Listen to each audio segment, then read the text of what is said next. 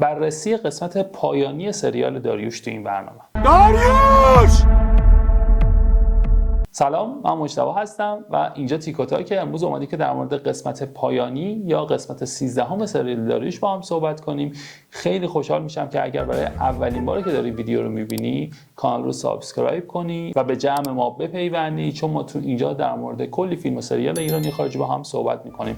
این ویدیو رو اگر دوست داشتی یه لایک و یه کامنت حمایتی برام بنویس.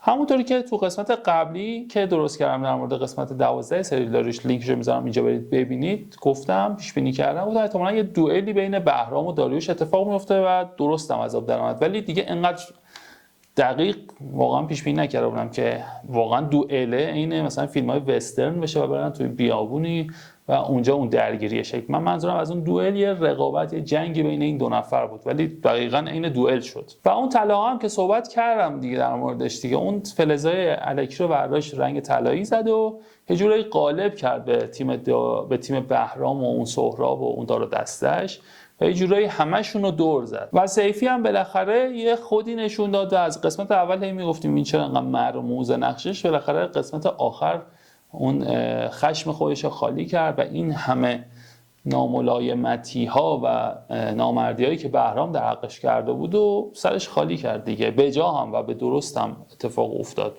اون لحظه آخر خودش کشتتش و این هی سوال بود که گفتیم سیفی چرا این چیکاری نمیکنه، با اینکه دیگه میدونه هم زن سابقش و بهرام انقدر داره یه جورایی میگه مال منه لیلا، و همین که اون سندای خونش و اینا رو دیگه هی واسه همون سوال بود. بالاخره سیفی همون نقش خودش رو تو قسمت آخر ایفا کرد. در کل پایامندی سریال داریوش پایامندی بدی نبود، فکر نکنم کسی از قسمت آخرش ناراحت باشه که چرا اینجوری تموم شد. درسته شاید یه نکات گنگی واسه همون موند، ولی بعید میدونم کسی مثلا از مرگ بهرام ناراحت شده. بالاخره بهرام شخصیت منفی بود، این همه آدمو کشته بود، این همه آدمو داشت اذیت میکرد، از ترس آدمو داشتن بهش خدمت میکردن و به نظرم سزاوار مرگ این شکلی بود. داریوش هم خب به عنوان قهرمان ترسوی این داستان کارشو خوب انجام داد و یه جوری همه رو دور زد. خودش هم نقشه‌ای که چید قرار بود اتفاقا خودش بهرامو بکشه که اون اتفاقا نیفتاد، اتفاق بهتری افتاد، به دست یکی دیگه کشته شد بهرام. و داریوش هم به نظر نقششو درست عمل کرد تو قسمت آخر و یه جوری همه چیزو به نفع خودش و خانواده‌اش، حالا این اطرافیانی که میشناسه، رقم زد. تو این قسمت آخر اون سکانس درگیری‌های بین بهرام و داریوش و اون فضاسازی که اونجا ایجاد کردم تو اون بیابونی که رفته بودن و اون تصویرایی که ما داشتیم می‌دیدیم، به نظر من جالب بود. سکانس جالبی بود، سکانس خوبی بود، بازی‌ها توش به اندازه بود. هم سیفی، هم خود بهرام و هم خود داریوش نقششون رو خوب ایفا کردن و به نظرم اون فضاسازی و اون موقعیت جالب در آمده بود و از نکات مثبت قسمت آخرش به نظر من بود که اینو باید حتما اشاره میکردم و میگفتم. یه ذره انگار که جدا شدیم از اون فضای کلی سریال و اون تصویرهایی که همیشه ما تصویرهای زومی که میدیدیم و فقط چهره ها رو داشتیم تو سریال میدیدیم. نه، یه سری تصویرهای واید داشتیم، یه موقعیت دیگه ای داشتیم، چیزای جدیدی بود که قسمت آخر به ما نشون داد و این نکته مثبت قسمت آخرش بود. ولی خب یه سری نکات هم موند دیگه تو داستان. مثلا سرنوشت ساقی و دخترش چی شد؟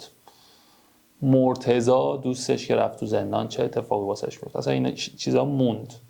و اینکه اونجایی که مثلا سهراب به رامین رکب زد و رامین رو دم دکه پیاده کرد و رفت، اونجا سهراب قصد داشت به بهرام هم رکب بزنه، چون اونا که نمیدونستن بهرام رفته اونجا بمیره، خبر از این نداشتن که بهرام بهش گفت به شما طلا رو بگیرید، اونم آزاد کنید و طلا رو بیارید واسه من، حالا شب عصر هر تایم. یعنی اونجا سهراب هم تصمیم داشت که هم به رامین رکب بزنه هم به بهرام رکب بزنه. یعنی اصلا سهراب جرأت این کارو داشت با توجه به شخصیتی که ما ازش دیدیم تو این سریال. در کل من سطح سریال داریوش سریال متوسطی میبینم که اگر کسی ندیده باشه چیز خاصی از دست نداده، ولی اگر هم کسی شروع کرده باشه به دیدنش، اینجوریه که حالا هی میکشوند که قسمت بعدش رو ببینی و ببینی آخرش چی میشه. مثل یه سری از این سریالایی که الان داره پخش میشه نیست. و من خودم خب اینجا کارم تولید محتواه و دوست دارم، علاقه‌مندم به این کار، حتی نمیرم سمت اون سریالا مثل گردنزنی، مثل قربت رو یه ساختم دیگه نساختم راجبش، حتی دیگه میلش نمیکشه که بره ادامه‌شو ببینه. ولی داریوش از اون جنس سریالا نبود و وقتی شروعش کردی دوست داشتی که حالا ببینی ادامه چه اتفاقی قرار واسش بیفته. مثلا اینکه مردها همیشه باید قلدر باشن، نمیدونم مردها که نمیترسن، مرد که گریه نمیکنه، از این کلیشه های همیشگی از این دور شده بود و شخصیت قهرمان داستان اصلا یک مرد ترسوی بود که حتی به خاطر ترسش خانواده‌اش رو رها کرد، به خاطر ترسش حاضر نبود وسط یه درگیری بیاد کمک دخترش و نوش و اون ترس رو هم انقدر روش تاکید میکرد و دوست داشتم. اون کمدی هایی که تو این سریال اتفاق میافتاد و دوست داشتم. مثلا تو همین قسمت آخرش اونجایی که داریوش داشت به ساقی، به سردولتچی داشت یه جوری ابراز علاقه میکرد، گفت من دیدمت گیر کردم، بعد یهو سری جمله‌شو عوض کرد، منظورم اینه که یه حس خوب داشتم. مثلا این نکات جالبی بود، این کمدی‌های بامزه‌ای بود که به اندازه هم بود تو سریال رو دوست داشتم. بعضی از بازی‌های این بازیگرا رو دوست داشتم، مثل محسن قصابیان، مثل عباس جمشیدی فر، مثل ژیلا شاهی. بازی‌های اینا رو من دوست داشتم تو این سریال. بعضی از تابوشکنی‌هایی که تو این سریال اتفاق افتاد، مثل حالا چیز خاصی هم نیست، یعنی باید عادی باشه واقعا، ولی خب به نظر میاد یه قدم رو به جلوی اونجایی که مثلا وحید رو آزادش کردن، دختر رفتش، لیلا رفتش دستشو گرفت یه جوری بغلش کرد کمکش کنه، یا همون قسمت اول که داریوش اومد و با دخترش لیلا سرشون رو گذاشتن رو شونه هم، که یه جورایی اون حسه رو بهت انتقال میداد که واقعا اینا رو دوست داشتم. ولی بعضی چیزا رو هم نه دوست نداشتم، مثل خشونتی که تو این چند قسمت آخرش اتفاق افتاد و به نظرم بی دلیل بود و دوست نداشتم. بعضی قسمت ها اتفاقا یه جوری میافتاد که باورپذیر نبود. حالا تو ویدیوهای قبلی به اندازه کافی راجعش صحبت کردم، دیگه نیاز نیست که الان بخوام اضافه گویی کنم. اونا رو دوست نداشتم.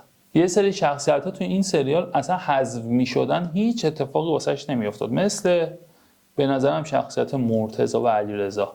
اصلا این دوتا برادر اگه نبودن چی میشد؟ مثلا فکر کن این دوتا شخصیت نبودن، مثلا داریوش رفته ترکیه، حالا نیازی نیست اصلا دوستشو ببینیم، اومد برمیگشت ایران و با علیرضا مثلا داداشش هم آشنا، چه اتفاقی افتاد؟ درگیری بهرام و طلاها اینا اصلا ربطی به اونا نداشت و آخرش هم نفهمیدیم، نشون هم نداد که مرتضی چه اتفاقی افتاد، رفت تو زندان تموم شد، علیرضا هم که مرد.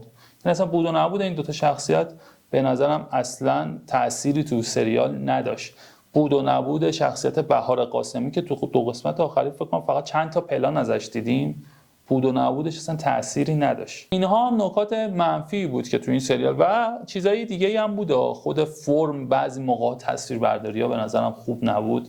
اینا حالا تو قسمت قبلی در کل راجبش صحبت کردم، ولی اینا نکات منفی بود از این سریال. برای همین نکاته که میگم سریال متوسطی بود، یه جاهایی نزدیک میشدی بهش، دوستش داشتی، ولی یه جاهایی باز اون نکات منفیشو در میورد میزد تو چشت و یه ذره دور میشدی ازش. به پایان این ویدیو رسیدیم. خوشحال میشم که شما هم نظراتتون رو در مورد سریال داریوش قسمت آخرش برام کامنت کنید، من حتما میخونم، جواب میدم و خیلی هم خوشحال میشم که شما هم تو کامنت ها با من در ارتباط باشید. این ویدیو رو اگر دوست داشتید لایک کنید و یک کامنت حمایتی در کنار نظراتتون برام بنویسید که خیلی برام ارزشمنده. تا ویدیوی دیگر، بدرود.